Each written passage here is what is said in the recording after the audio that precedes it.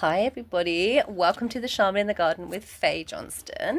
It's my aim here to inspire you with insights from the shamanic path and the earth's seasons and cycles, to awaken your inner wisdom and help you feel supported by the web of life.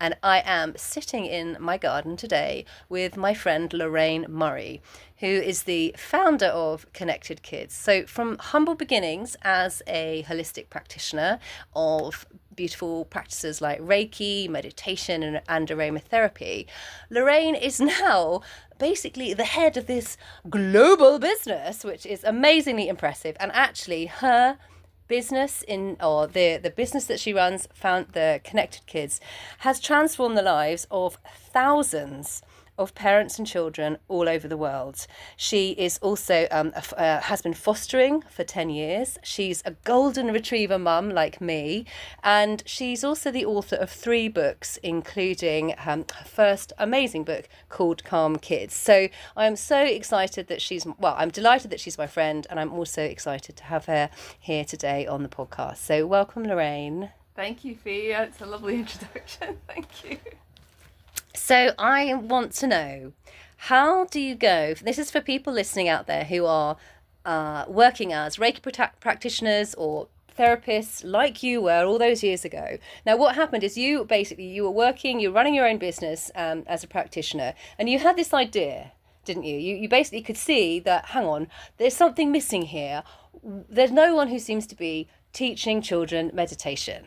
Correct. And I'd like to know, how did you take this initial idea, which is incredible, and even now you sort of like think, no, that can't be right. There must have been people teaching kids meditation back then, and you're like, no, there wasn't. So I'd like to say, how did you get, what sort of sparked that initial idea, and how did you then take it forwards to kind of, go into kind of what your business is today?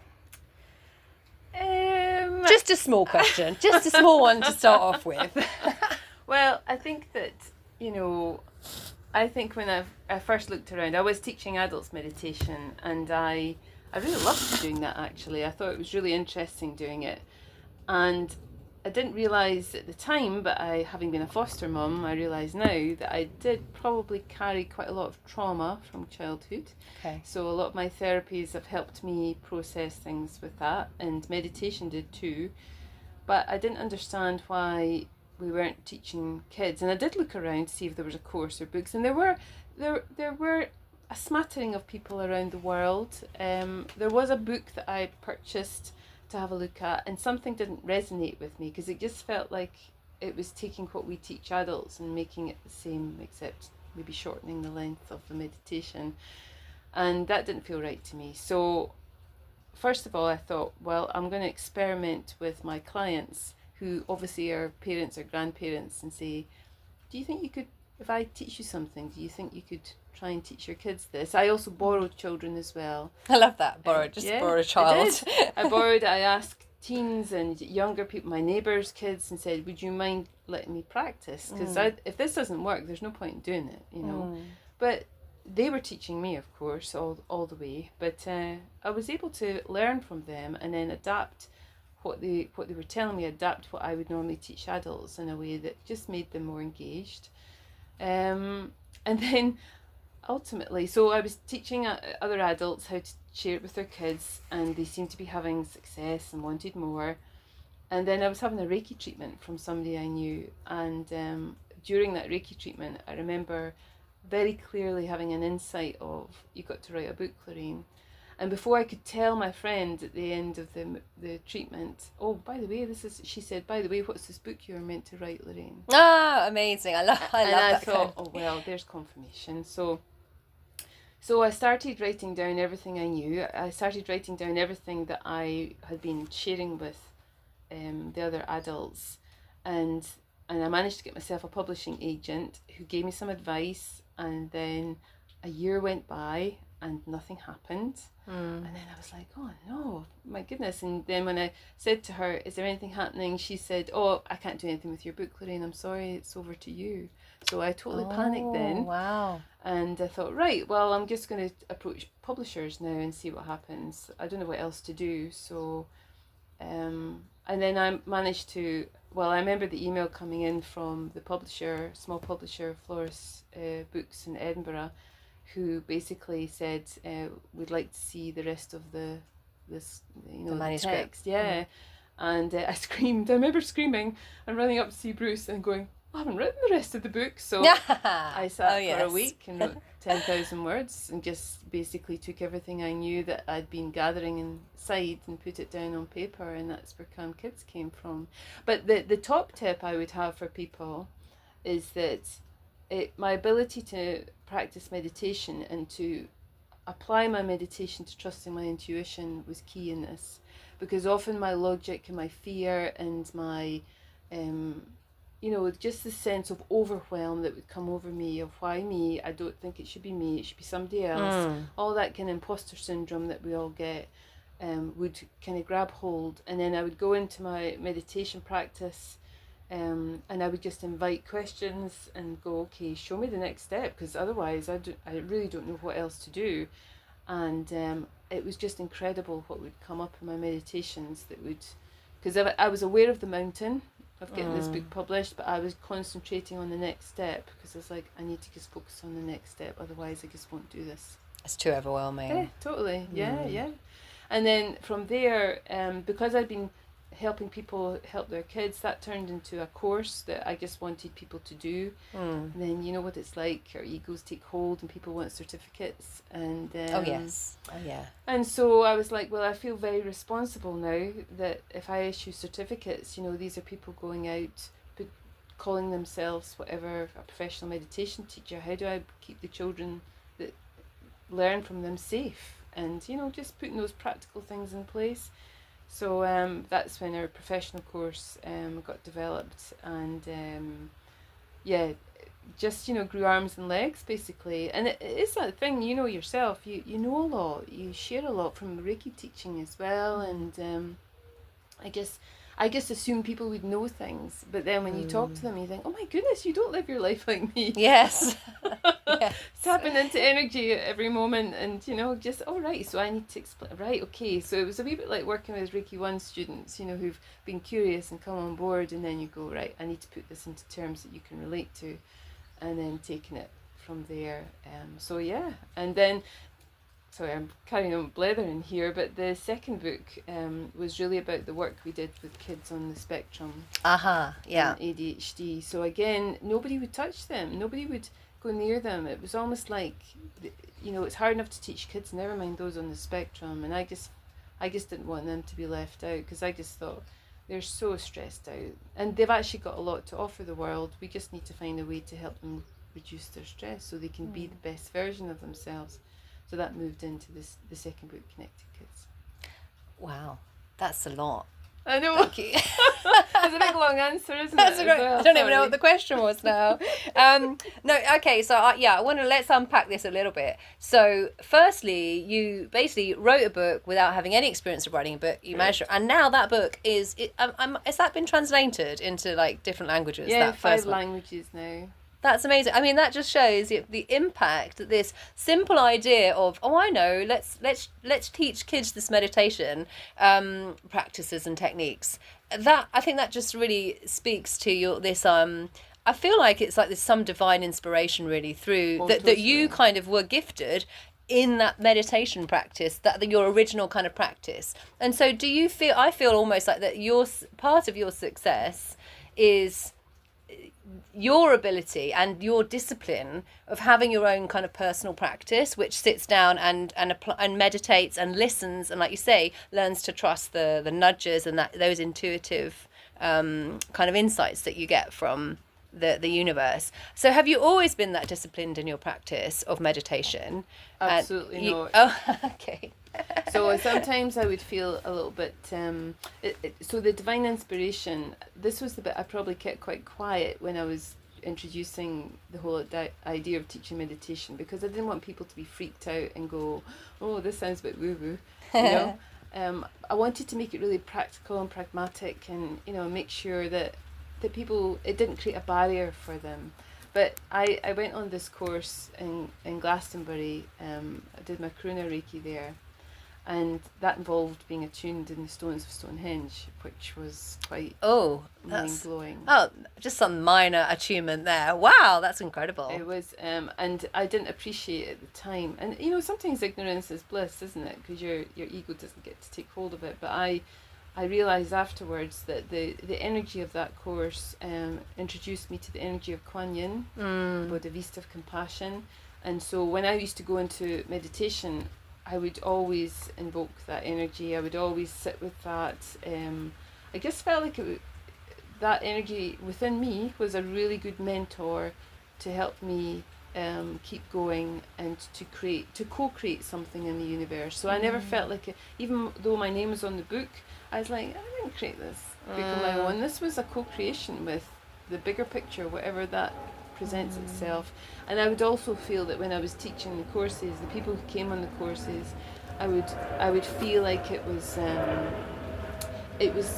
they were meant to be there, even if there was resistance, even if there was that ego part of them going, I can't do this, or I can't be creative, or I can't be intuitive. It was like, well, you're here in the room, and if you stay in the room, you're meant to be here, so it's up to you. And so I always met any kind of resistance with that sense of, I'm not keeping you here. You know, you chose to be here. You chose to read the book or whatever. So it's up to you what you do with this. You know, I'm not going to force you. In the same way that when you're teaching meditation, you can't, with kids, you can't force them to meditate. You have to accept that it's such a personal journey that sometimes it will work and sometimes they just won't be in that space for it. But nothing is lost. Every seed is planted, you know, every time you try. So you mentioned earlier that your approach was different because you were like, hang on, I don't want to teach the adult way of teaching meditation to kids and just make it a little bit shorter or, you know, change some of the imagery for something that might be more appealing to the kids. What's some of the tools that you might use, for example, in your teachings that differ from the classic meditation tools? Well, I think first of all, so I'm able to explain this better now, because at the time I felt like, you know that game you have where you have a bag with an object inside it, you can't see it but you feel it and you're describing the shape and whatever. That's how I felt creating the whole of Connected Kids. I just felt like I was being given a little bit of time to kind of work out what to do next, but I really felt out of my depth. That's so trusting though. That's the path that we walk when we start to trust that niggle, that nudge that flows us. We go, right, I'm doing this. I feel really uncomfortable, but I'm just going to do it. I'm just going to keep going. So now I have the language to explain and articulate that. I know. I love the sound of rain. You can probably, everyone listening, it started raining, by the way, and we're sitting outside under a covered area. So we're still in the garden, but you can probably hear that rain I love just the pitter-pattering around us. It's lovely. Sorry, carry on. No, so I think that what I learnt was that you have to accept the age and stage. It's just really heavy rain. It's brilliant. Keep going. You have to accept the age and stage of the young person. You know, you can't expect them to sit initially for those long periods of time, because that's not what their brain, their whole nervous system is designed to do. You then have to also learn to meditate yourself. You know, why should they learn meditation if you're not practicing? Okay, this is key. So if there's people listening thinking, you know what, oh yeah, my kids could benefit from that. You're basically saying, well, as a parent, you need to model this. You need to walk the talk yourself. Totally. You shouldn't just expect your child to be doing it to calm down or to... Because you're overwhelmed and you can't cope with them being a kid kind of thing. Yeah. And I think as a foster mum, I would say that the kids that we've had 17 children in our care from 3 to 17, and not all of them could meditate, you know, and I understand because of the trauma background. I think there are ways to do it, but at the time I didn't have the skills to do that. But I think that my meditation practice was key to helping me be the... You okay there? Yeah. Are you thinking they're not going to be able to hear us? I'm just laughing at the rain. Oh, I love it. Keep going. I absolutely love it. So I think that my meditation skills for me helped me be a better foster mum. If I hadn't had that, it would have been very tricky. Yeah. In terms of the fact that you were able to be a bit more patient and understanding, or just more mindful? Because kids with trauma will do everything they can to make you react. So if you have a meditation practice, it means that you can be with them. I feel like we're in a monsoon now. This is funny. Right, that's us back. This is take 2. The rain actually did get a little bit heavy, so we did retreat for a bit. And then Lorraine actually did what she does best, is she gave me what she calls a spiritual KA.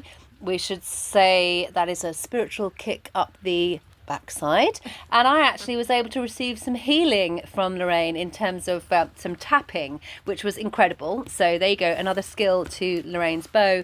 And I've got lots of things to work on now and to journal about. So thanks for that, Lorraine. And the rain obviously helped me have a healing interlude. And now it's coming back. I can hear it. Never mind. We'll get started. That's if Lorraine can remember what she was sharing. She was talking about basically the tips for sharing meditation with your kids. And I think there was just something else you were going to add to what we were talking about. Yes. So I'd mentioned that, you have to base it around their cognitive development. You need to meditate. You can't teach it without meditating yourself. Helps you be a better version of you. But also make it interesting.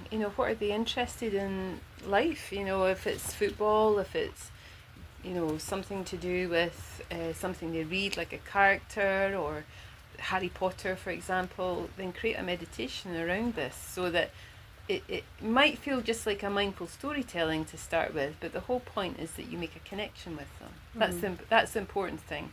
And then once you make that connection, you then make it more creative as you go through it, and it becomes a fun experience for you as well. So you learn as you teach. And what would you say to people who think that meditating is boring, and so their child is just not going to go for it? How do you address that? Well, I would say that it is. I would say that the reason this came up was because I was listening to a podcast where they were talking about boredom, and we were always told as kids that being bored is good for you. The research actually is contrary to that now, that being bored isn't good for you. And so I suppose it depends on, like I was just saying there, how you teach it and how you practice it. Sometimes I get people who come to learn with me who come with a very strict meditation practice, so in other words, every day it has to be a certain length of time, it has to be a certain practice, they have to do it every day, and it's almost like if they don't do that, then they're scared that their life will unravel, or they will unravel. And this is me personally, I think that that's it's a structure, but sometimes it's quite limiting in terms of your curiosity and your sense of wonder, and that if you sit down and do exactly the same thing every day, maybe your creativity, your intuition doesn't get to play. Whereas if you wake up and go, okay, what kind of meditation would I like to practice? What style would I like to practice? What does my body or my heart need today? Then you'll be more curious and creative and intuitive about the meditation practice. So maybe one day it's just sitting in a place like this listening to the rain. Maybe another day it's journaling. Maybe another day it's doing a labyrinth or colouring in a mandala. Maybe another day it's a walking meditation. So do you see how much variety there is? Because you're not the same person every day and every moment. You change, your energy changes. So why would your meditation practice not need to adapt to that too?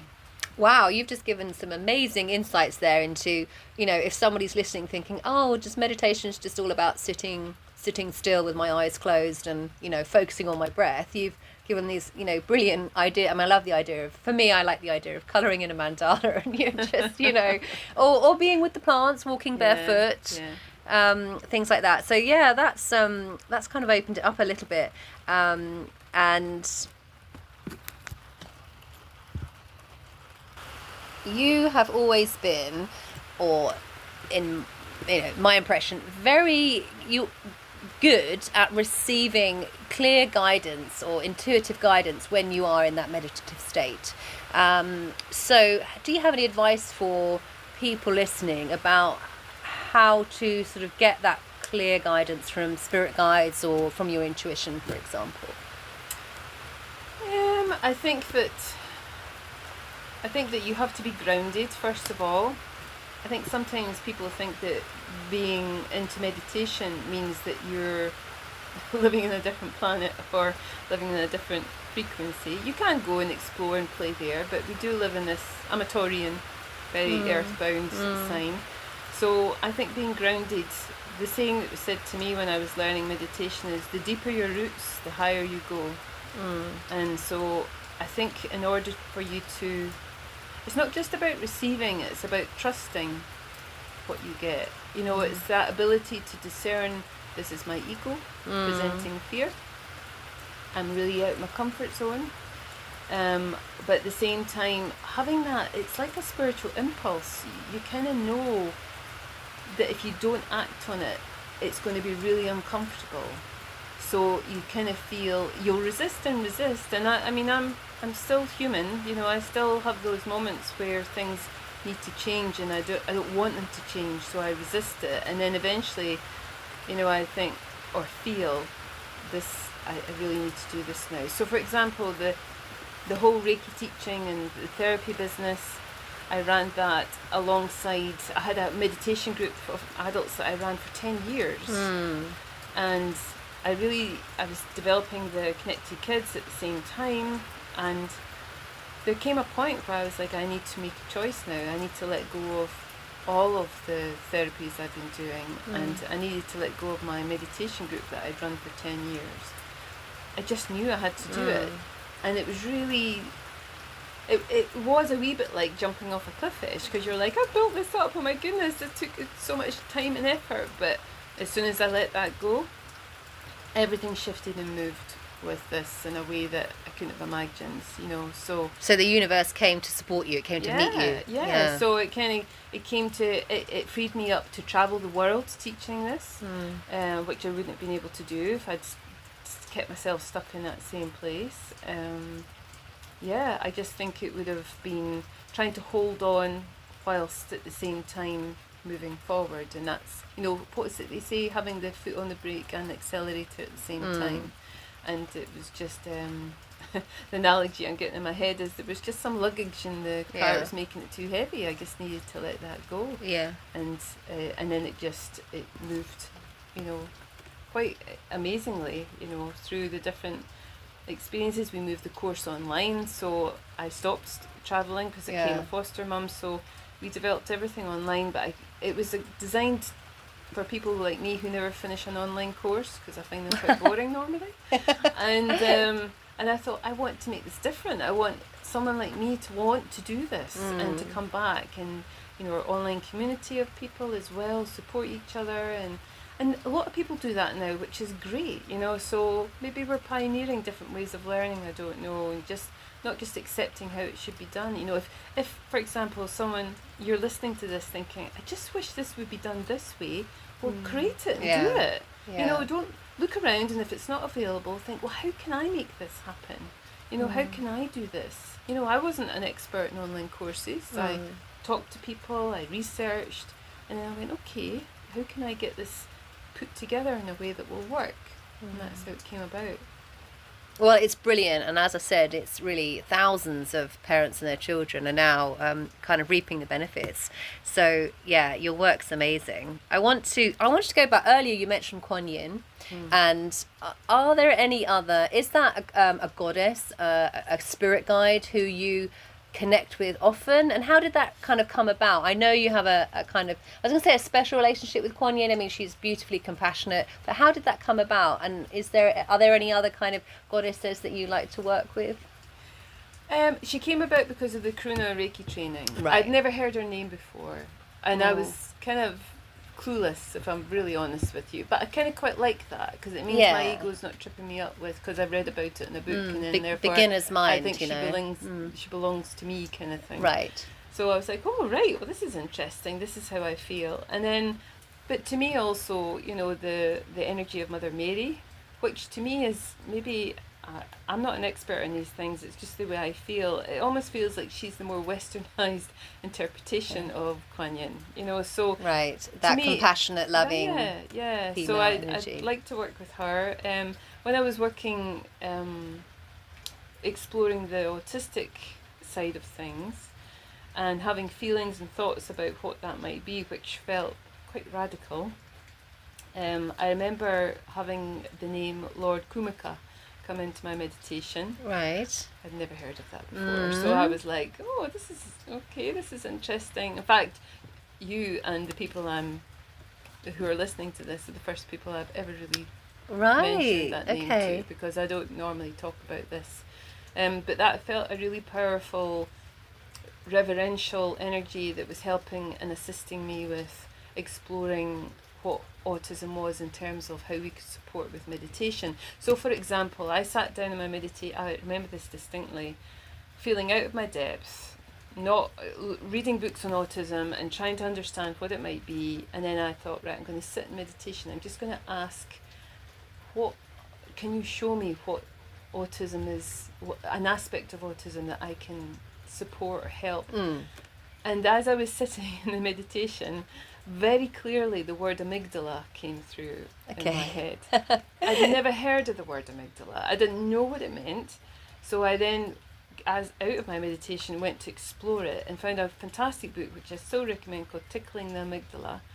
And it was about a guy who was talking about this, which is, it's known as the smoke alarm of the brain. It connects to your reptilian brain, which activates fight and flight. And it's designed to keep you safe. And it was all about this, engaging your amygdala in a balanced way between your reptilian brain and the part underneath your brow, the prefrontal cortex, and trying to bring that balance in so that you're not in the fight or flight and you can activate your creative response. And what it felt to me was that the young people on the autistic spectrum, there's really nothing wrong with them per se. They're different. It's more about they're in a highly stressed state and their amygdala was on full alert and their reptilian brain was on full alert. And it was just because of the way that the stimulation in their life through the food and the atmosphere and sound and technology and everything else, totally overwhelming. So that then developed practices that we could offer, which I offered to the people who were doing the pilot studies with us for the second book, and saying, try this, to see if this will work. And it did work, so we weren't going down that traditional meditation route. We had one group of young people, we made the meditation really tactile, even though it was a guided visualization. We brought in objects that could help them with that. And although the staff around them who weren't trained in meditation dismissed that they could meditate and said they'll never learn, after 3 sessions they were able to sit and practice visualization for 25 minutes. Wow. And you're like, amazing. Oh my goodness, that's amazing. Like sitting still. Yeah, focused. Totally. And being able to engage with it. Whereas the staff around them just saw them in their heightened, stressed out states and thought, you can't access that. And it's like, we just need to give them the skills, the tools to help them navigate who they are. It's not about changing who they are, it's about helping them cope with who they are, if you like. And that's the difference. Yeah, brilliant. And okay, so I would like to know, is there a specific practice that for you is most influential right now, that you could share with us, or that could kind of help with other people who are learning meditation?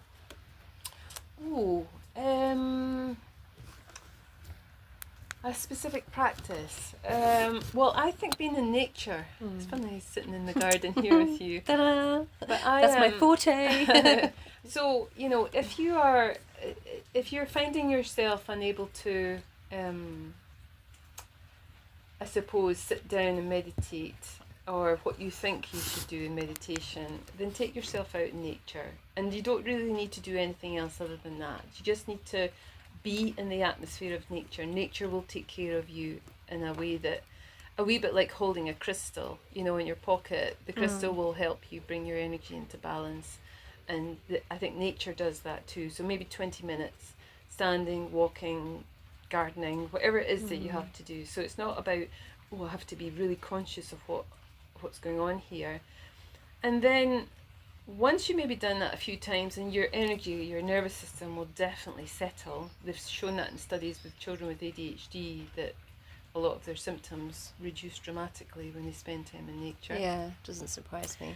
that, you know, if you can, then do a walking meditation that's, I actually recorded one because I offer meditations that people can listen to.